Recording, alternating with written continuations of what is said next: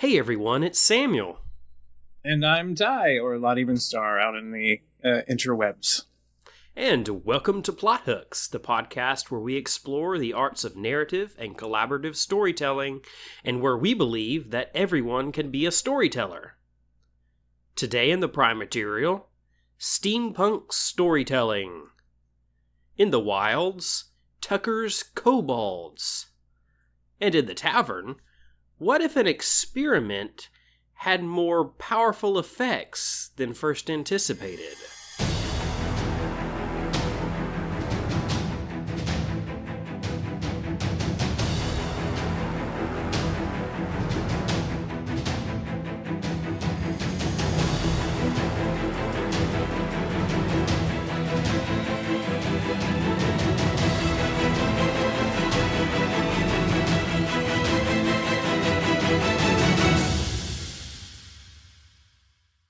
Well, thank you very much for joining us, Ty. How are you doing this evening? I'm doing great. Thanks for having me on board the show here tonight. Yeah.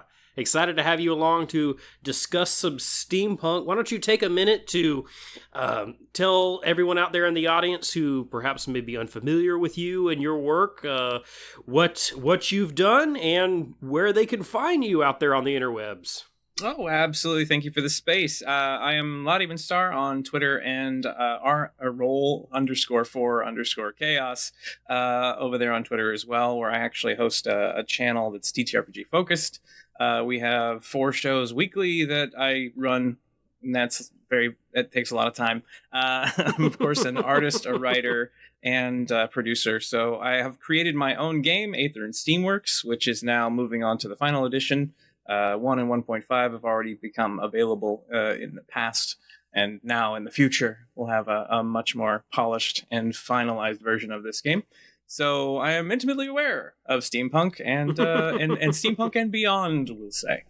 Yeah, and of course, for those of you who might recognize the name from our own posts, of course, you also were the force behind the design of our rebrand a couple of months ago. So thank you very much again for that. We've got lots of amazing feedback on all of our new logos, and we're just started. Like our written content has caught up now, where like our DM's Guild stuff is now featuring all of the new art. So it's exciting to see that fully out there in the space, and we certainly appreciate it. Well, you are most welcome. Yes, logos. I do fantasy art as well, character design and things like that for individuals, and overlays and intro videos and all that for the TTRPG streaming community. So I was grateful that you actually reached out and we got to work on that together. That was a blast. Definitely, if you need any of those things, definitely reach out to Ty. And of course, as you mentioned there, your own TTRPG, Aether Steamworks, the primary reason I thought of you as soon as steampunk was the theme for this particular month, and I was like, gotta have Ty on the podcast to pick his brain a little bit, because you're certainly a little bit more knowledgeable on it. As much as I love the storytelling style and stuff like that, it's not something I have the most experience in, so excited to pick your brain as we go through today. Well, the direct steampunk genre can be intimidating to some to start, but there's a host of flexibility involved in it, and I'd love to actually explain that or to talk about that with individuals who are a little bit concerned about how to start it. Sure. Yeah. No, I definitely want to dive into that. Before we get into the bulk of the Prime Material, just a couple of announcements to get out of the way. Remember to follow us on all of our social media. You can find us on Twitter, Facebook, and Instagram at PlotHooks.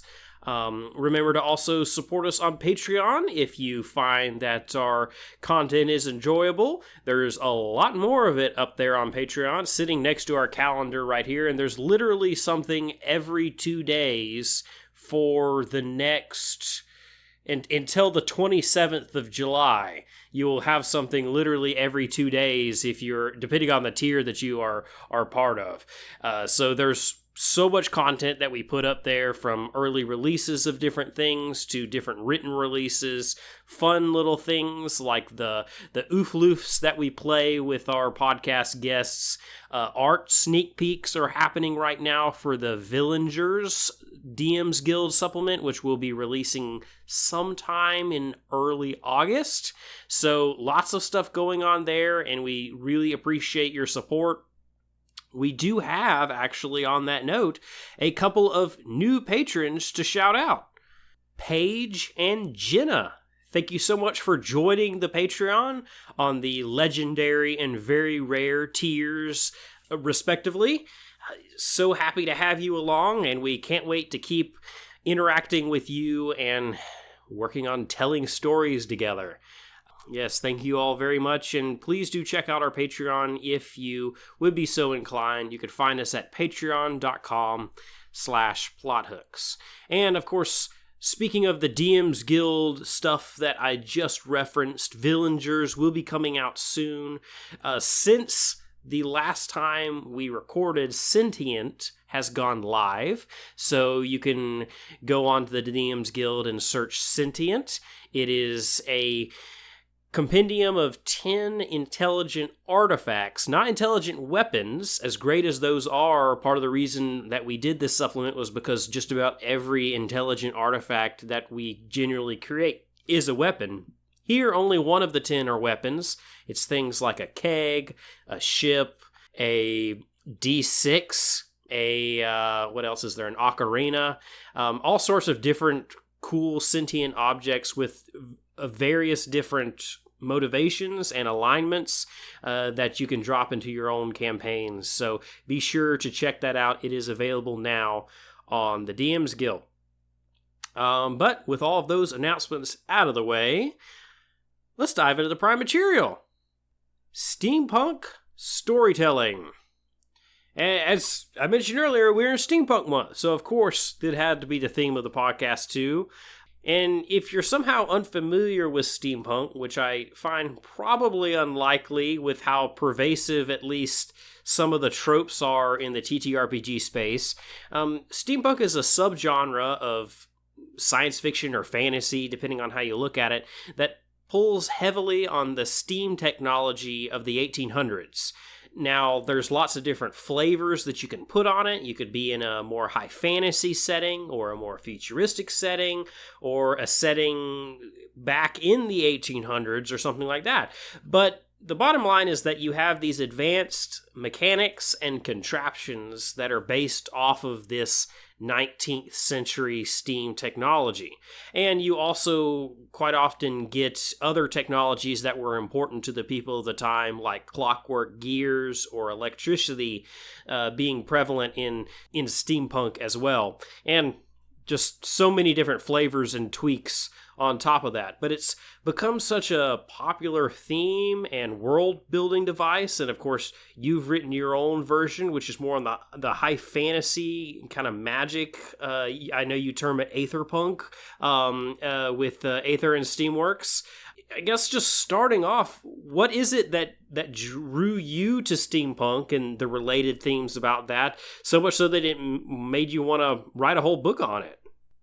Well, to be honest with you, I always like the attitude. So a lot of steampunk media happens to have that air of exploration and of newness and invention. The idea of Indiana Jones and out there in the wilderness discovering things, and that LA noir style, these individuals that are talking behind closed doors, and there's this gigantic electrical device that's Jacob's laddering in the background or something. Just some themes and some ideas have always kind of drawn me to what steampunk is. Of course, I have drawn on my game from a little bit of that, a little bit of this. The first edition was far more steampunk, and as I started to develop it, it pulled more in the direction of like Aetherpunk, which is what you would have called it. That is more where magic is the central engine work of many of the devices, and Steam is there as well. So some of this old age technology that somehow does things that are what we would consider analogous to modern day technology features, flying objects, things that can broadcast signals and images, and devices that seem to look this kind of old-fashioned style, but still do what we recognize today, like cell phones and things like that, right? Yeah. The very first thing that drew me into steampunk was I was creating campaigns for other games, and I've always been someone who has done game design, but I never jumped into making my own. I worked on Fallout RPG. I worked on D10 systems that translated D&D into like a D10 system. Again, that was not something that was commercially viable at the time. So some of these were side projects and things like that. But I had written a lot of various hacks for various systems so that you can play different things in them. And I had been looking for a new opportunity to write a game, and my wife that afternoon had been wearing steampunk earrings. She happened to have just a fashion choice. It was like these little cogs and things, and I went, you know what? I like that genre. I like airships. I like, all of these fantastic voyage type things. I like journey to the bottom of the ocean type stuff. Why don't I just start working with that? And then my entire concept and game was born. But the thing that was missing from most steampunk is high fantasy. It's traditionally like this Edwardian, Victorian, Tesla and Edison, and sometimes Wild West, but it's all very much centered in like humans. Everybody's humans. But back in the day, so I played a lot of games. I played a lot of Fallout. I followed the creators of that. In the original ones, Fallout 1 and 2, there was a studio there, Black Isle Studios, that went and created a game after the fact called Steamworks of Might and Magic Obscura. I think that's what it was called. Arcanum Obscura. And it was like a top-down game, but it happened to involve steampunk technology and some magic and some, orcs and goblins and elves and things like that. And that really got my mind racing for a long time. And then, of course, I've played lots of Final Fantasy and alongside D&D and alongside, Vampire the Masquerade and Exalted and all these things. So that's where that started from. Those themes kind of coalesced into what my game has become, which is crazy is the best way to describe it. No, that's awesome. That's awesome. We love hearing stories, or at least I do. We love hearing stories of how different projects and different things come to be because, and as you mentioned earlier, as we were first starting this segment, it is hard to get into creating these kinds of things. Obviously, most are not going to be creating entire systems, but just whenever you're talking about creating a campaign or creating your own homebrew setting, it can be daunting whenever we're talking about something that's so foreign from the real world technology that we have, because it's like, yeah, it's at least for me, it's easier to go back to just like a sword and sorcery type thing and develop a setting with that. We've all loved Lord of the Rings. We are all well versed in that type of storytelling, but to go back and build a steampunk setting is a little bit more daunting as far as like being able to start telling stories in that space. They can be, because it's so thematic. There can unfortunately be individuals who gatekeep the steampunk community. If you do like live streaming online, if you happen to play in certain groups, somebody's going to look at you and go, "Oh, that's not actually steampunk. What you're talking about is dieselpunk, or what you're talking about is." There's like a million different types of them, and if you're really, really familiar with how, if it happens but nobody can explain it, that's just called magic. Let's just call it magic. If you're using your sword and board and you've got your, all your characters, your traditional classes and races and whatnot, that's so forward in people's minds that they're going, well, I have to kind of learn what this is to play it. At least that's the perception. And therefore, maybe it's a little more investment than I'm interested in making. But from a storyteller perspective, you tell stories all the time that could be translated into steampunk if you really wanted to set that as a setting. I mean, even D&D has Eberron as a setting, and a lot of that is described in a steampunk way. They've got their airships, they've got their technology that's not quite futuristic, but kind of there. And that's something that steampunk has going for it. You can pretty much create imaginatively anything you can think of, and then say it does something, and then say it's technology for that system. And you do it with a theme, just like you would take a theme of high fantasy, or you take a theme of futuristic technology. You may not know how quantum relays work, or phasers, or teleporters, but yet you still add them to your games.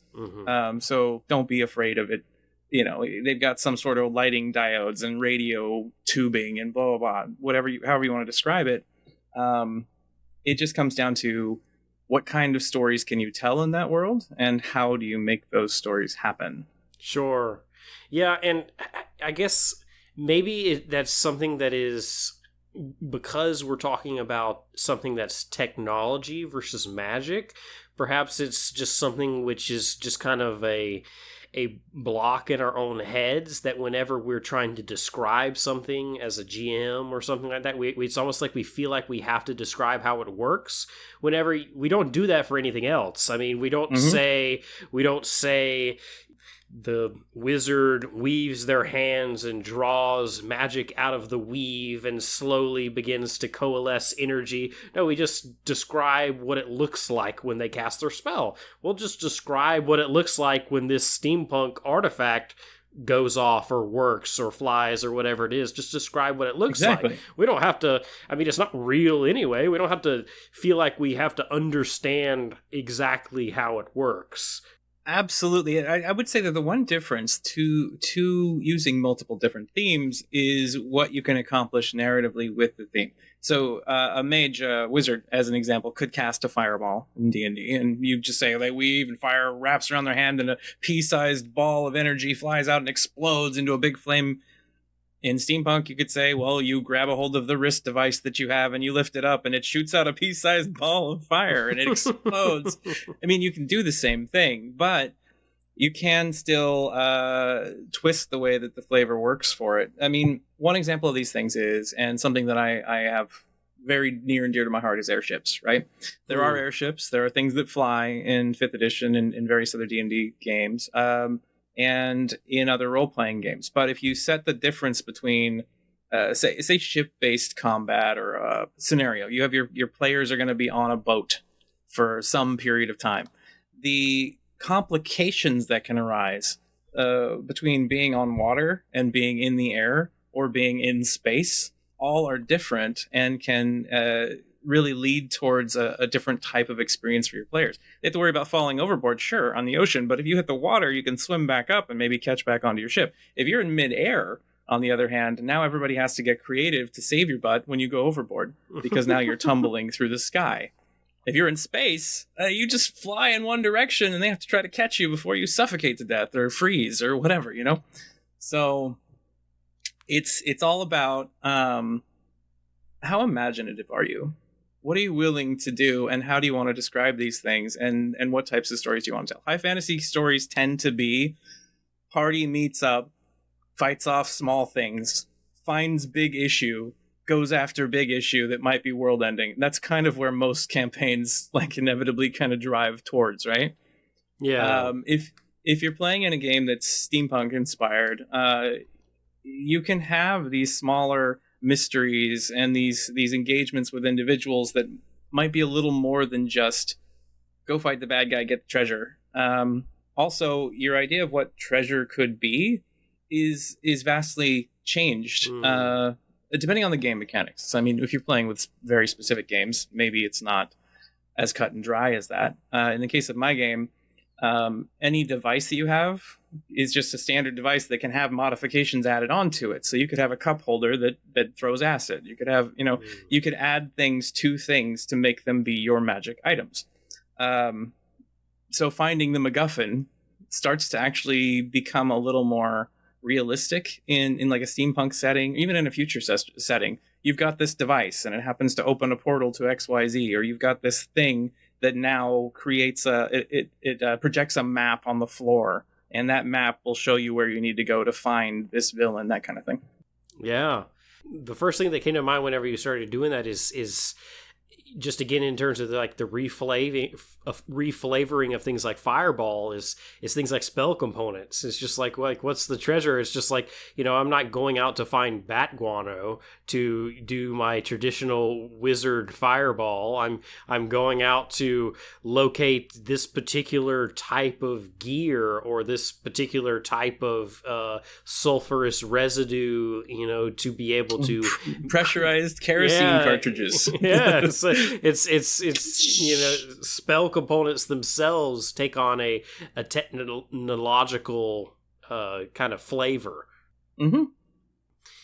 Now, when we talk about steampunk as a genre, there's all sorts of different levels to how you do it, to how much it actually incorporates into your setting. It could be just solely a flavor thing where you can literally just play D&D, change the flavor of everything, and everything else is exactly the same. And then there's a deeper method of actually, it's not just an aesthetic, it's where it's not overly involved in the lore or the mechanics, it's just flavor. But there's this deeper thing where we actually incorporate it into the lore and into the world itself. And that where, at least to me, it becomes a little harder. And that's like whenever you built out like your setting for Aether and Steamworks, you're actually incorporating all of this stuff together to build a history where it's not just flavor, it is entwined to this world, like Full Metal Alchemist. It's just like, alchemy is entwined to the way that world works, and it's not just, flavor of how things are happening. As technology developed, we didn't need to develop the diesel engine in that anime Full Metal Alchemist. We had alchemy. And so it kind of developed in a totally different way. The world is different because it's steampunk instead of just it being a different flavor. If you're able to create like a steam engine for a train, as an example, that is far more efficient than coal-powered or nuclear-powered or mag rail trains or something like that, in your modern world because of the way your technology developed, then that tethers into the way that the world would work around that type of rail system and transportation and all that kind of thing. So yes, absolutely. When I created my world, magic is in everything. I mean, that's why it's Aetherpunk. There's when it came to science creating things, they took into consideration that magic was there. So they'll create these little sections where fire magic goes into an object to cause it to heat, and then it will broadcast and spread out, wind magic, so you have clean air to breathe. And so part of that is when they were creating engines so that you could fly the skies, they developed these engines that would create an atmosphere for you. And then they found out when they created this atmosphere strong enough using magic as well as technology, you can now use that to leave the orbit and move into space. Space travel is not as common in most steampunk games. It does exist in steampunk media, in some of the books and movies and things like that, but not quite as often will you find that in games. So that added an interesting aspect to the way that technology evolved in my game.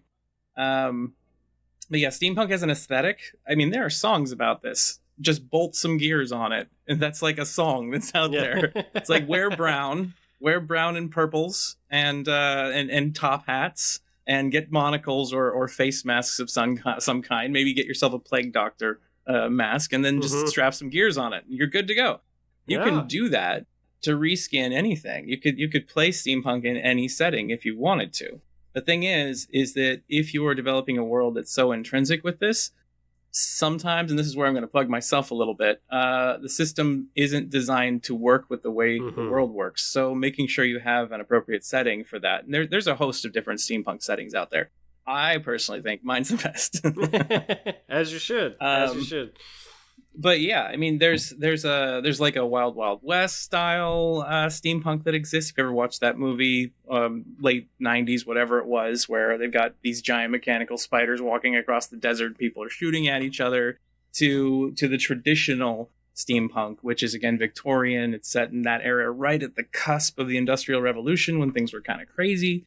But it really kind of comes down again to imagination, and it comes down to system. In the case of my system, there are firearms, and the skill sets and the things that I've built in the game, so that when you play it, everybody doesn't feel like, oh, why should I ever use a sword? I've got a gun, that is something that's problematic. If you've ever played modern D20 systems, if you've ever played any of those, you start to realize that the weapons that they have set up in that way suddenly kind of handicap the way that a lot of classes work, and kind of shunt them towards the back. If you can shoot somebody for the same amount of damage you can do a magic missile to someone, and it doesn't use a resource, and it doesn't use a spell slot, and it doesn't, so why do the magic, right? Yeah. So if you're playing in a system that's designed around the core concepts of what you're trying to play, something designed around high fantasy will allow you to help build stories in high fantasy easier, because the system assists you in that. Something developed in the future, like Starfinder or something like that, will help you develop your stories because it's tied in. In my game, I've actually developed an entire self-contained solar system where all of this technology is kind of explained, where it talks about how magic works, where all of the ancestries that are involved in the place, all the classes are kind of tied into the greater narrative of what's occurring. So again, it's just about how you intend to write those stories, and what tools you have to make those stories happen. Yeah, and however you personally want to actually do it out there in the audience, anything, of course, is perfectly well. As we often say here at Plot Hooks, we're not trying to tell you the way that things ought to be done, but provide resources so that you can take these things and tell the best story that works best for your group.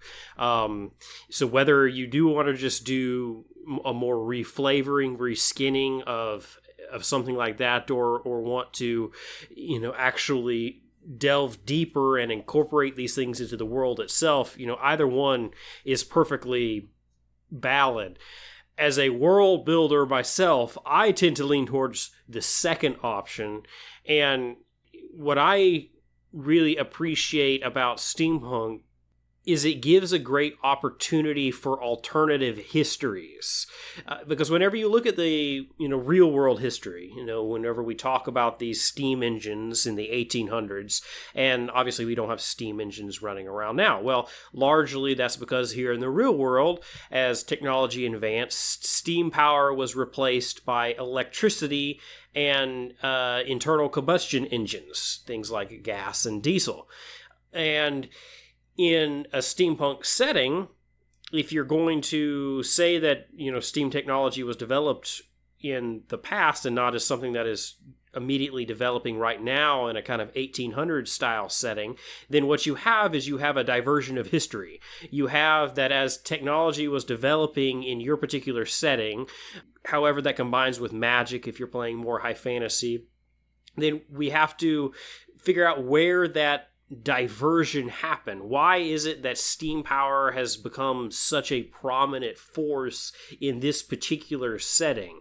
Because, necessity breeds invention, right? If there's magic in your world, then what deficiencies did magic have that were filled in by steam technology? What areas has steam technology not had to go into as it's developed because magic already has it covered?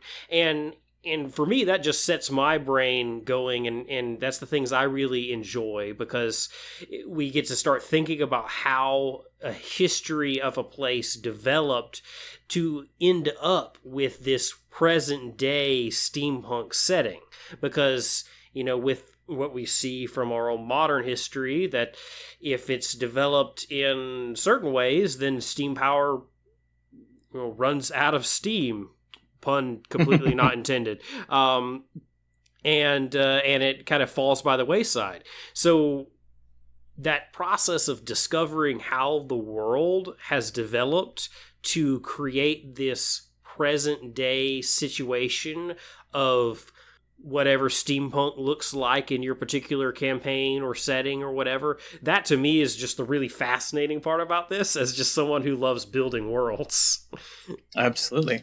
Well, I mean, if you thought about it, when it comes to steampunk and steam technology, if we had never discovered fossil fuel, if it didn't exist, we might be aligned with that somewhere. We have no idea what the technology might look like at this point in time.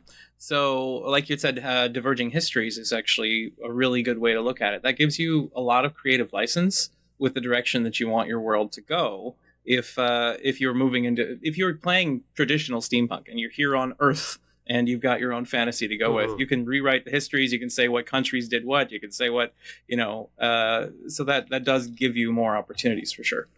Yeah.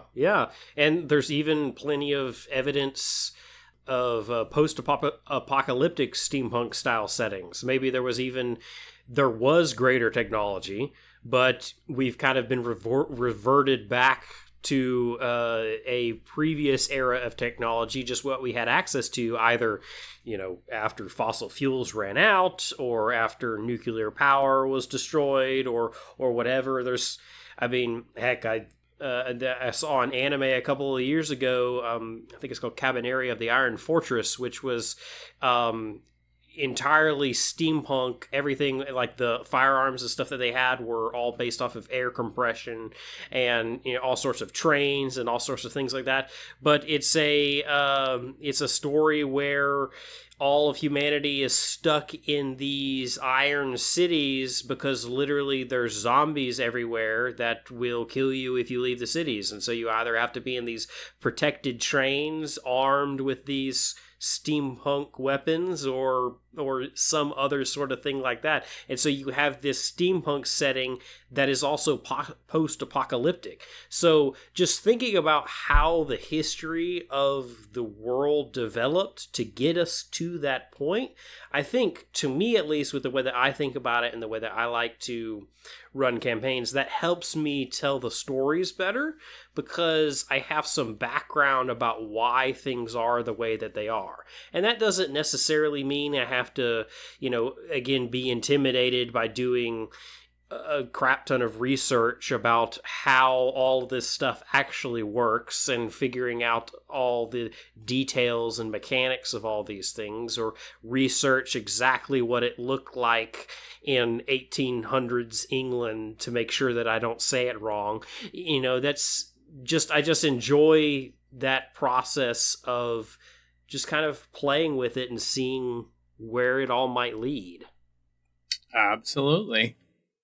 Finding any kind of story lead that you can, and then taking that and wondering what the next step is going to be in that story is very powerful. It allows you to get those creative juices flowing.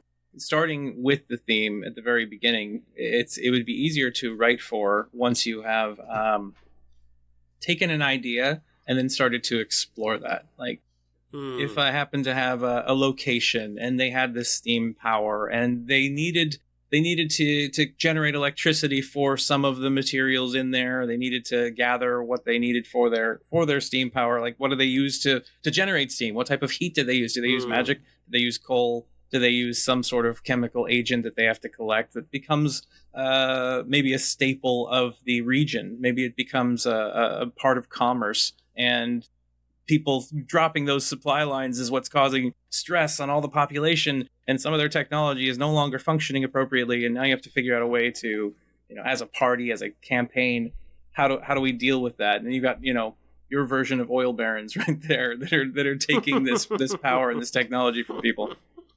Yeah, hoarding all the coal or hoarding all the water in a region to ration out the resource of the steam power and technology.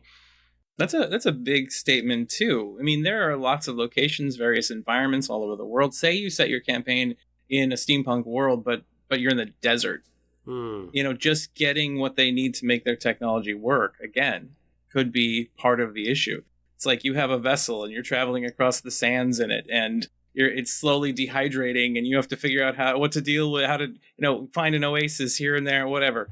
So again, other situations that could easily be explored If further. you're playing D&D, create food and water becomes just like your cleric becomes the power source of your particular party. I've been sitting down here making water for 24 hours straight.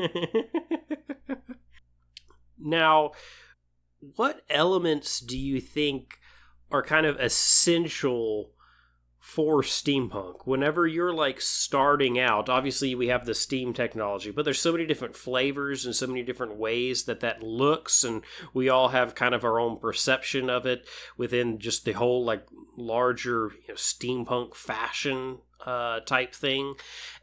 What do you try to make sure that is included other than just steam technology? Or is that really just all it is? You could really just tack on all sorts of different things and still make it feel that way. There's a few elements to it for sure. One thing that people, I mean, this is cutting it down to the barest form, but the term is steampunk.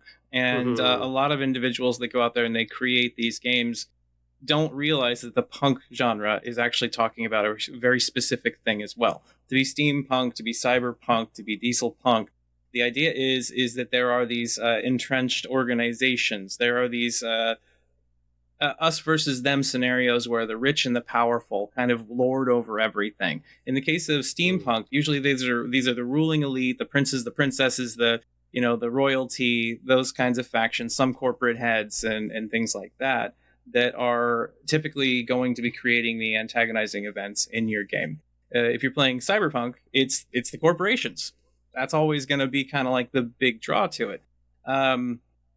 So that is one aspect that cannot be understated. You're trying to tell the plight of the common citizen, or maybe the slightly above average citizen who is trying to do best and do better for other people. Unless, of course, you're playing like a chaotic type character who just wants to create chaos, mayhem, and death and destruction, and then you just blow things up. But, that can go in any game system. But some of the key things that are important for steampunk to be steampunk is a recognition that the technology exists, that it is there, that everybody uses it in one way or another. Your setting could be filled with these technological devices. Somebody could flip up this device that kind of is cranked on gears and springs and cogs and things that tells the time off their wrist. You kind of have to focus on what makes this unique in order to get that buy-in to recognize that this is the world that people are playing and living in. But as a storyteller, do it for flavor. Honestly, when it comes to describing things for people, if you do it all the time, it can start to bog down your game a little bit, in my opinion. So you want to make sure, just like when you're playing any of your fantasy games, that you're making the theme and the elements in there visual to your players, and then you don't want to overdo it. Yeah.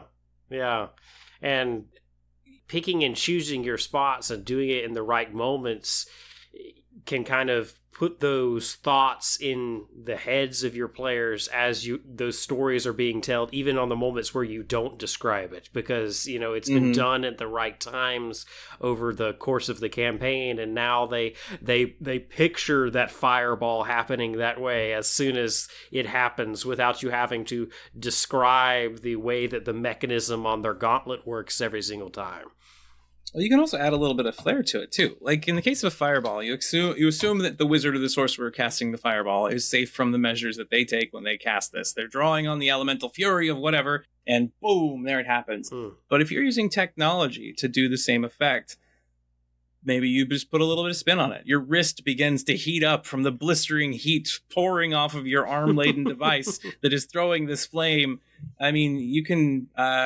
critical fails. You could add some of those to some of their, ability rolls or something. They're using a fireball and they roll poorly in some way that they need to make a roll for, and then suddenly the thing explodes on their wrist, and now they catch fire, and their allies have to try to put them out. And there's some other options that are available to you that kind of lead a bit of narrative excitement to your games. That in a world where everything always works the way it's anticipated, won't necessarily happen. In steampunk, being that this technology is not this polished, machined like perfect equipment can sometimes have these catastrophic breakdowns that maybe you wouldn't expect from something else. If you're playing like a space-based game and you're flying through, you know, some galaxy somewhere far away, you don't just say, "Oh, and suddenly your engine turns off and your shields go down and blah blah blah," without having some sort of setup and having your players not go, "Hey, this is a brand new ship. We know this thing's perfect. What are you talking about? Why would it do this? There's nothing that happened."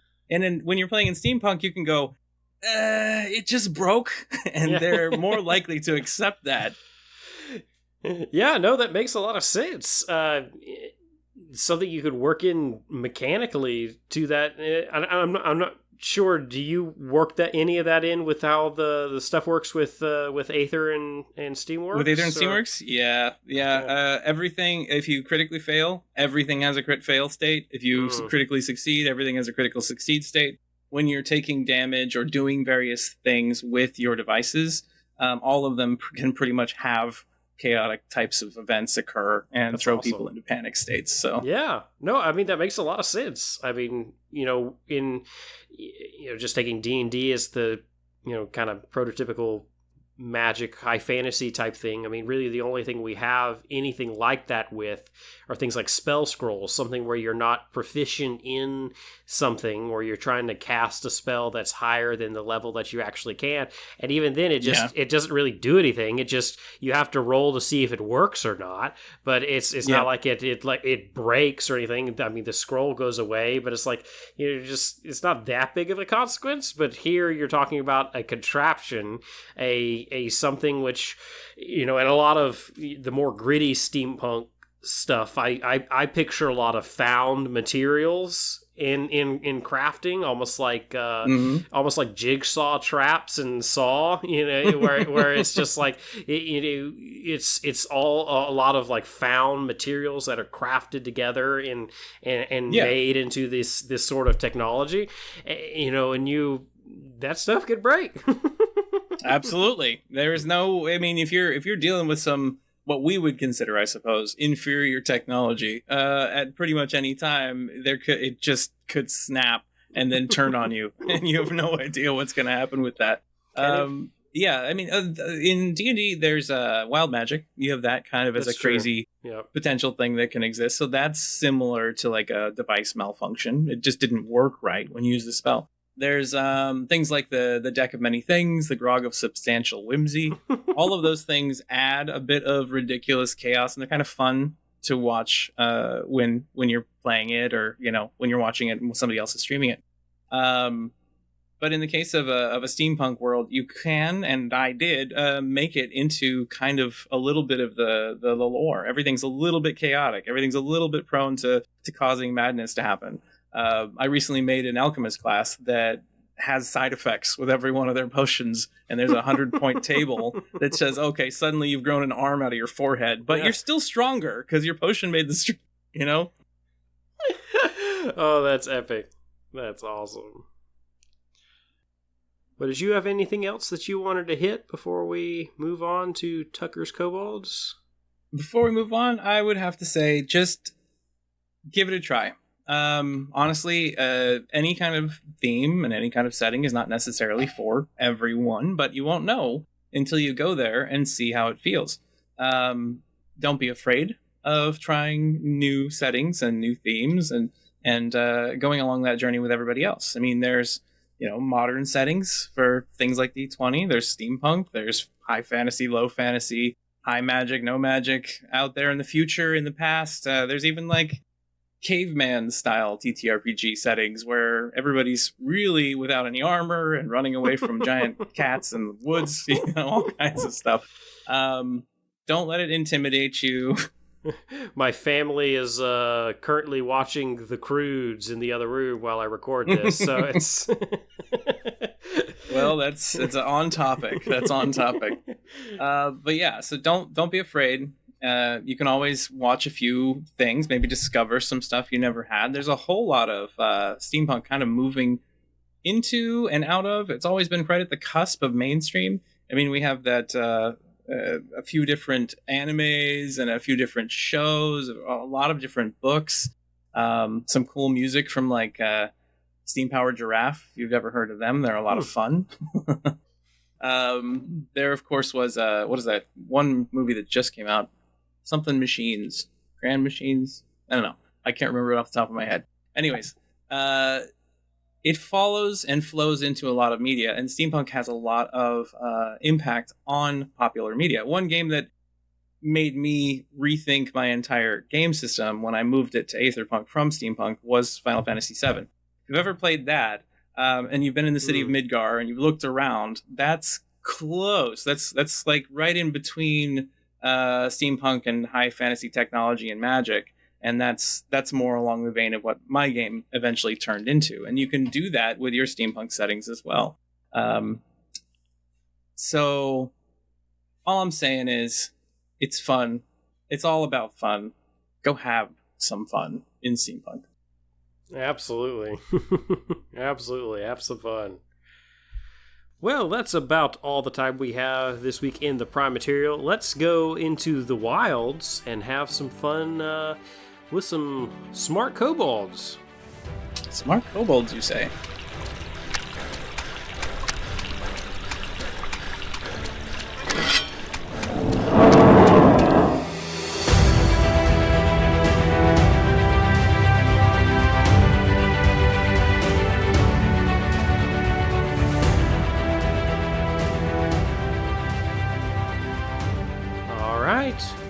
We're out here in the wilderness. Today's creature, Tucker's kobolds. Now we're doing something that we haven't done before, sort of. Because we did cover kobolds once before, way back with James D'Amato back in episode 8. But here we have Tucker's kobolds. And you actually, as we were discussing what creature to cover for this week's Wild segments, you actually turned me on to these. I had not heard of them. Tell us a little bit about them and why you enjoy them so much. Well, first off, I'm dating myself because Tucker's kobolds were introduced in Dragon Magazine. Whew, way back in like the 80s. They were... it was a story in Dragon Magazine about a GM that used kobolds that existed in a different way, and they just kind of continued rolling from there for a lot of individuals. Tucker's kobolds are kobolds, but smart, and they think and they act in a way that would be rational to a creature that's not just a monster. I mean, everybody that thinks of kobolds thinks, oh, early game fodder. We've got all these low-level characters. We're going to go fight these things. They're going to rush in, and they're going to get killed in 1 or 2 hits, and everybody's going to feel powerful and wonderful. But Tucker's kobolds are not that. They fight dirty. They fight really dirty, and they are very much aware of what their territory is. So this comes off more from the perspective of a GM who wants to, or DM who wants to, use these enemies as kind of a high-level threat rather than something you would just throw at anybody in the beginning. If you do this to low-level characters, you'll probably kill all of them if you use these types of kobolds. What they tend to do is they are used in a way that shows that they know their territories. They set traps. They might take, as an example, in one game that I had these types of kobolds in, they happen to have drawn in a gelatinous cube and thrown a chest into the center of it that wouldn't dissolve. And this chest happened to be empty. So they moved that into a room that they knew might have enemies come into it, kind of get funneled in that direction. Heroes came in. They ended up falling into this room with this gelatinous cube because the kobolds had dug a pit in their chamber. Then they had to fight that thing, try to get the treasure, and then hear a bunch of kobolds laughing in the distance as they got so injured and wiped this thing out. So Tucker's kobolds will know that they are tiny. They will know that these enemies are going to be bigger and stronger and will not try to put up a direct fight if they can help it. They are the types of... they're not the chihuahua of animals where they will just go and yip and bark and attack anything that's even 100 times bigger than them. So one of the common things that they will do if they're in a region, if they're a problem source from a local village, they're like, hey, we've got this problem. These kobolds are taking care of this cave, whatever. And you're playing this against your high-level characters. You can expect to have your players go, kobolds? What? All right, fine. We'll go wipe them. This is beneath us, but we're going to go wipe them out. And as they are moving to said cave, these kobolds begin harassing their sleep. They know that these enemies are coming So from far away, they've got scouts that watch. So as your party sits down for their long rest, they come in and they'll start doing things like just trying to set their packs on fire and harass them from a distance before running away before anybody else sees them, in such a way that they constantly keep the party awake, causing levels of exhaustion on the way to their hideout. Once inside, they've set up murder holes in the walls. They fire arrows through it where players can't quite reach them well. They run away as soon as they start taking damage and lead them into the next trap, and end up having some problems there. There are a variety of other games out there where it's all based around trapping. Have you ever heard of Darkest Deception? Another old game, but it was something on the PlayStation a long time ago. And the entire premise was you create traps and then heroes try to kill you. And then they have to wade through the traps and you hopefully destroy them all before they get to the end. You are doing this as a DM to your players. So expect them to hate you by the end of it. But if they can succeed, it is a challenge well worth it. It is definitely something that that you don't always see. So you would never put these kobolds. They'd never be willing to have a fair fight. They'd never be willing to actually stand out in the open and just tete-a-tete, sword and shield, try to fight them. They would always try to find a way to get away and to think and fight smart instead of not. Which is something you don't always see coming from the game itself. Having your players go, why is this enemy always running? This is maddening to me. Because they're used to being like, oh, the dragon's here. We're going to stab it until it dies, or we do, one or the other. And that's that's kind of the entire fight. Yeah. I find this conversation really interesting because it really is, rather than just a specific monster like a kobold, it's really just a way of using creatures and adjusting creatures to do things different than what you might have otherwise typically seen them used. I mean, in 5th edition, there's no published stat block for these, but you just use the same as regular kobolds, but just with a much higher intelligence. Kobolds normally have an intelligence of 8. Just bump that up to 12, and you've got yourself a Tucker's kobold, because you just change how they are acting.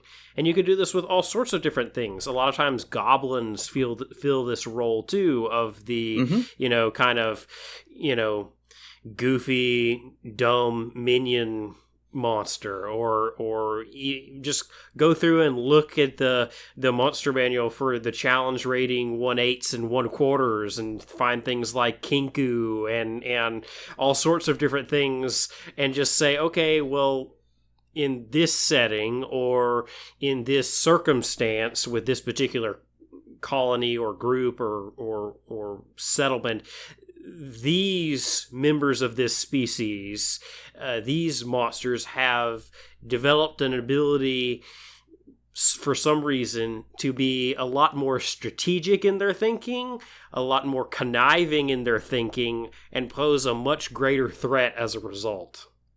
Absolutely. I mean, there's nothing more terrifying than a bunch of intelligent goblins and kobolds that are surrounding you and know what your weaknesses are while you don't really know what theirs are. I mean, I've had so many games where people fall in love with your kobolds and your goblins and bring them into the party. They feel bad because they just wiped out all the other ones. And while that one's kind of evil and stupid, you still kind of keep them around. You're like, we'll change them. They'll become part of the party. But what if they don't? What if that kobold is actually the smart one and it just gets in and waits for the opportune moment to either strike or escape or draw more hellfire down on your players? I mean, the thing I love about Tucker's Kobolds is the idea of changing it up a little bit and of giving your GM more opportunity to look at something that maybe they do well. Maybe you're a DM that happens to have the perfect kobold voice, and you really want that to be something, stronger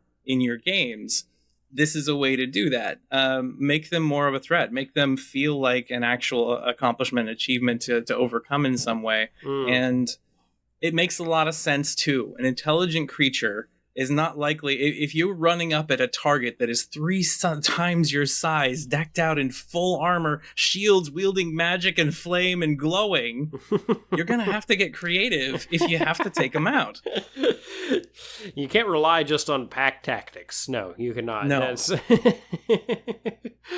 No. Doesn't matter how many ants you throw at the elephant, it's not likely going to take it down.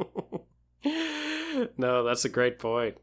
Do you have any amazing stories of using these in any of your particular things? I know you shared the gelatinous cube story. Any other great stories of just jaw drop for all of your player moments? Well, I had some hiding as an attack element inside of a chest as well. So there was one opportunity where all of the allies were told that there was this great treasure chamber in the distance, something that was guarded by an evil that nobody ever came back from, that was dangerous. That was where this whole trapped gelatinous cube thing came from. And the rumors had actually been started by individuals who could speak with the kobolds. The kobolds came in and said, "We will stop eating all of your tribes or your townsfolk if you send people to us yourself." So they started saying that this was some sort of treasure trove. So individuals would go in there and they would find that basically anything that should have been loot would instead cause pain and terror. They went into one room where these kobolds had laid out a bunch of the dead that had died in previous rooms back, and dragged them through the tunnels and put them around this chest in the middle of the room. And it looks like there was some sort of explosion that had gone off and taken them out. So our thief thought there was no longer a trap on the chest and didn't bother to check again. And as he's sitting there opening it up, the cleric nearby is like, they had him roll an aware roll, and their perception on that, and they found out that those were the same. Like, you have noticed that these kobolds bear a striking resemblance to the ones that were at the entrance. And then a little bit too late, chest goes up, boom, explosion goes off. Rogue fails their saving throw, takes out like most of their health. They ended up losing multiple party members, not their party members. They were damaged very severely, but they had NPCs with them that were all just taken out. A bunch of their equipment was gone. They had things stolen off them as they tried to rest, and they just basically hobbled their way back to town, destitute, damaged, and disheartened. They ended up coming back later and taking the place out, but it took quite some time. No, that's great. Yeah, and this is an excellent thing that you can, of course, do in your party and in your group. Of course, as we always say, communication is key in TTRPGs and in life. And, of course, make sure that you have the rapport as a GM or as a player whenever things are happening like this, because we want to make sure that we are communicating well enough that we're not going to just, make our entire party PO'd, and we're not going to have any friends after the rest of the evening. So make sure that the good communication is there to make sure that that we can actually keep some relationships after this event is over. With this one small trick, your friends will hate you forever. No, don't do this. Don't do this if you don't have a great relationship with them. And if you're also not just doing it out of revenge for something else your party has done prior, just be careful. Well, I think that's about all the time we have in the wilds today. Let's head over to the tavern and close out the show by getting some refreshment.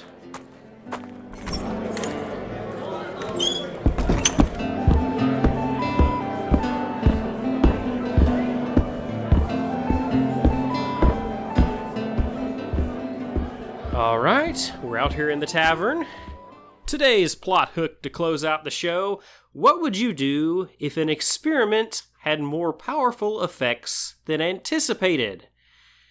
Now, this is a trope which I think fits great in steampunk. In fact, I kind of stole it from a Magic the Gathering story, which several years ago they went to a plane called Kaladesh, which is steampunk adjacent. They actually call their magic in that particular world. They actually call it Aetherpunk as well. It's a very bright and airy steampunk based off of, instead of literal steam technology, absorbing ether from the environment and manufacturing it into a power source. But with the typical, you've got clockwork and filigree and all this sort of stuff. It's a very steampunk adjacent feel. But in that particular setting, there was a big inventors fair in that storyline, where all sorts of experiments were being done to be showcased at this fair.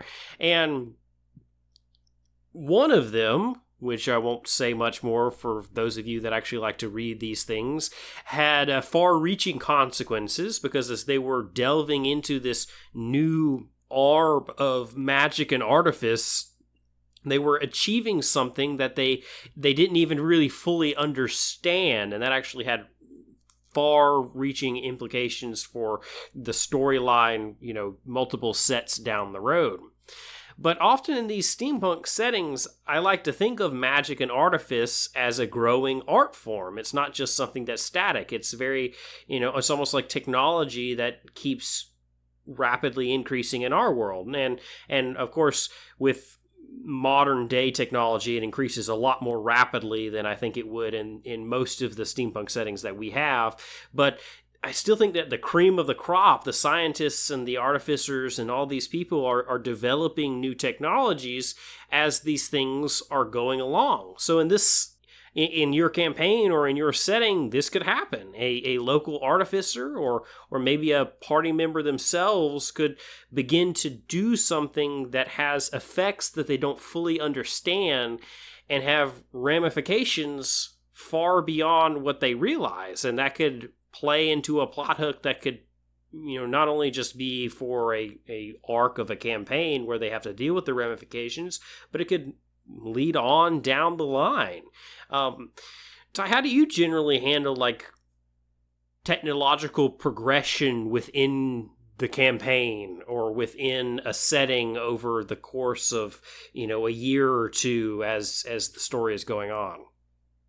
I tend to take a more tell the story as it develops part when I'm GMing any campaign. Example of that, people that are inventing devices for themselves, they're getting various roles on them, obviously, and we go in the direction that the dice tend to lead.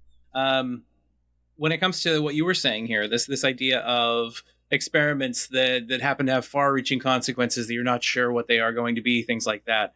We have technological devices that are very rarely understood, things that people have found in my games that then they go and they try to figure them out and fix them and recreate them, causing who knows what rifts in time and space, one of the big things that's drawing too, it's not necessarily just things that your party or players might do, but also the world at large, the bigger players, the governments, what they might do. In my setting, there was this event, the Great War, that was basically the two major factions, elves and dwarves, fighting against one another with various other allies on either side, trying to decide who is going to be ruling everything. And some pretty dark and terrifying weapons were being used. Now, any of you that are students of history know that Oppenheimer, when he created the bomb, the A-bomb, the first nukes, things like that, indicated that at the time when they were doing the research into this, thought, well, if we trigger this thing, it might cause the entire atmosphere to go up and we might blow up the entire planet and become a new sun, something like that. So in my game, one thing that had occurred was the Empire had used this alchemical weapon that they had created called the genophage. They were trying to wipe out halflings as a threat by knocking them unconscious. They have a bit of a problem when it comes to having too much magic in their body. They pass out and become unconscious and have a hard time breathing. It's like an allergen or an allergy to magic.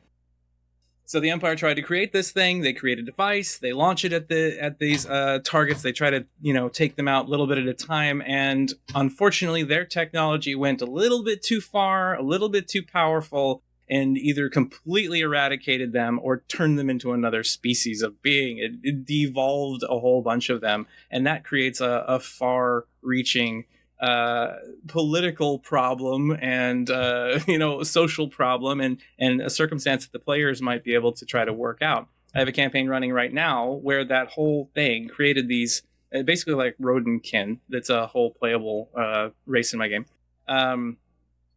They have an individual there who's basically an alchemist who's trying to figure out how to reverse that now. And a lot of the story is, how do we fix this problem that occurred? How do we undo this atrocity? And how do we basically take down the Empire if possible, so that they're no longer able to do these things unapologetically? So you can do that with, the big things and big story moments. You can do that on the small scale. Say your characters in a steampunk setting decide to make a grenade. They pack together a whole bunch of stuff in there, and for some reason, when it goes off, it's bigger than anticipated. It impacts your allies. It impacts people maybe you didn't want it to, or maybe it does something different. Maybe it causes, if you're using an Aetherpunk setting like I am, or like in the case Kaladesh was, magic could be involved in that, and then that can cause something to happen to the environment or the surrounding area. I like to use chaos tables, where if something goes really weird or really wrong or has too much magic in it, we'll roll in this table, and then we have to kind of play out. The GM decides what that means, because sometimes they're not specifically like, this target does this, but instead in the environment this happens. And it can create a whole unique situation that now your players and the local populace and everything might have to deal with, which becomes a story of its own sometimes. I mean, all of you have probably had a moment where you give the weakest of NPC statements or something like that, and then your players immediately go, that's the thing right there. We need to go deal with that. We're going to have to deal with that problem. And it derails your whole campaign for a while until you're like, no, this is over. This was stupid. This was just a casual statement I made on the side. It didn't need to take 3 whole sessions for you to figure out that this means nothing. But yeah, so adding a little bit of, like we had said before, steampunk technology can potentially and be easier to consume the idea that it's going to fail on you sometimes, or act a little erratically. Maybe you have an electrical device that you use to open a door of some kind that's important to you, and sometimes it flickers out and doesn't quite work right and shocks the hand of the user. There's personality you can add to it, like having your favorite car and you have to wiggle the key in just the right way and put your arm up in the air and whatever. That allows you to add those moments of personality to your environment rather than just to your PCs and NPCs. Yeah, I just love that aspect of steampunk as a genre, because, I mean, when we think of most settings that are just high fantasy, that just typical D&D settings, there's not much progression going on there. There's not much, like, technology isn't moving forward within a campaign. There's not things that are being experimented on or worked on and that sort of thing. There's the spells that exist, and those are just the spells that exist. But here you're talking about an active technological process within a campaign, so you're going to end up with things which have effects that are more far-reaching than were intended. Your wizard isn't coming up with a brand new fireball whenever he hits level 10, and that might go a little further than he intended. I mean, but that's something that's built into steampunk because of the way that everything works, and it being technological and erratic and not always completely 100% reliable. And so I just love that as a plot hook, because there's so many different little ways and big ways that you could just put it into a story and create some intrigue and some just cool story moments. Absolutely. I mean, plot hooks, when it comes to story details, you nailed it on the head. When you're playing fantasy games, a lot of the plot hooks are, this monster is doing this thing here, this organization is causing this problem. And that's the common gameplay that most people have when they're out there doing D&D and they're running up the Sword Coast and whatever. It's like, we have to deal with the Zentarum, we have to deal with a white, dragon that happens to be attacking this village, we have to fight the trolls and the ogres and the blah, blah. In a steampunk setting that is designed, or any setting that really has this forward progress related to technology, the technology progressing can be your story as well. Imagine if someone, there's a small village, it's right on the edge of a large coal mining operation. There's a figurehead that's there that's kind of like controlling this kind of thing.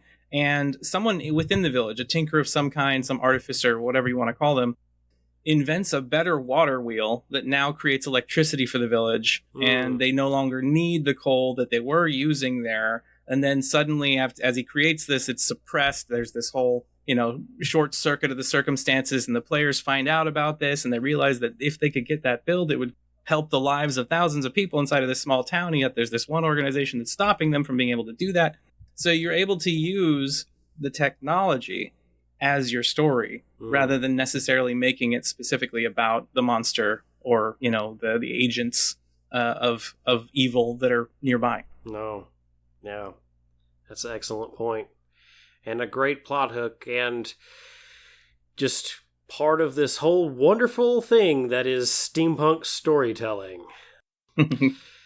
But I think that's about all the time we have on this week's episode of Plot Hooks. Once again, Ty, thank you very much for joining, and shout out where people could find you and your stuff online. Absolutely. Thank you very much for having me on here again. I'm Lot Evenstar on Twitter, and I do Lot Evenstar art on Twitch. I actually run, sometimes I do artwork there, sometimes I play various games, but the main majority of my time is taken at Roll4Chaos or RF Chaos on Twitter, where we can catch 2 of our TTRPG streams using my system. On Thursdays at 6 Pacific Standard Time, there is Dreams of Silver and Stone. That is, again, on that aforementioned world where a whole bunch of people were turned into rodents, and they're trying to find a way to reverse that. On Fridays at 5:30 Pacific Standard Time, we have a game called Sparrows, which is steampunk Aether pirates in space trying to deal with a whole bunch of crazy nonsense. And oh my goodness, on this last episode, our audience can participate, and they actually caused us to be forced to roll on the chaos table during the game, which caused a mountain of sausages to explode and bury a bunch of enemies and players.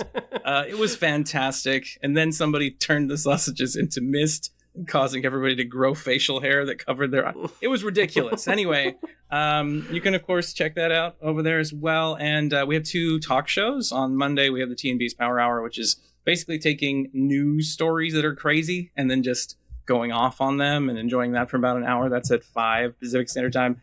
And Tuesdays, Roll Charisma. That is our talk show where we just kind of just ask crazy questions and get to know individuals who come on the show better. Whereas a lot of talk shows are based around what events somebody's taking part in, or, what games they play or whatever. This is more about who that person is. So people can get to know them in a casual and funny and friendly format. That's awesome. So, and then again, my game is Aether and Steamworks. The final edition will be coming out on DriveThruRPG within the next month or 2. And if you want to get that, it's only $14.99 on PDF. And the hardcover copy is going to be an undisclosed amount because I'm not sure how much that's going to cost yet. Well, definitely we'll be checking that out whenever we get the chance. But yeah, thank you very much for joining me. And of course, thank you all out there for listening. I'm Samuel. Thanks from the rest of the Plot Hooks team, Becca and Izzy. And we will see you all again soon on another episode of Plot Hooks.